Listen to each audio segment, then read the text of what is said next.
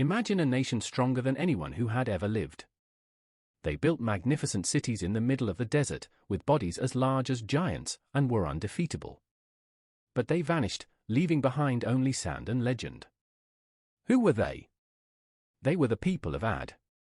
The people of Ad were descendants of Sam, son of Noah, a generation after the great flood that once submerged the earth. Around 1,000 years after the time of Prophet Noah, their civilization rose in the region of Al-Arqaf, an area now part of modern-day Yemen and Oman. Once fertile, the land changed drastically after the flood, the soil dried up, rivers disappeared, and slowly, a desert was born. They rose from the remnants of a sunken world and built power upon it. Sacred texts describe them as towering in stature, as strong as date palms and as solid as stone. Not just symbolic, but possibly a reflection of ancient humans with dense bones and large muscles, like Homo heidelbergensis.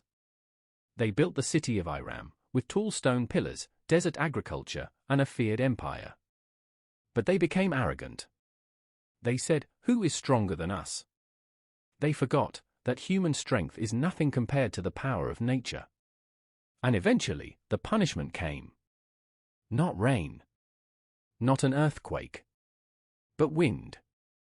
For 7 nights and 8 days, a deadly sandstorm swept through their city. A fierce wind, cold, deafening. People were tossed like dry leaves. Buildings crumbled. Bodies were left scattered, buried beneath the sand.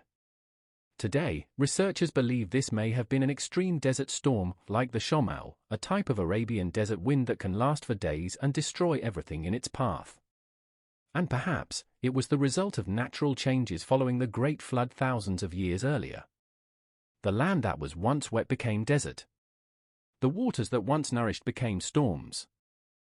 Nature's cycle became an instrument of punishment. The remains of their city may still lie buried beneath the sands of Rub al-Khali.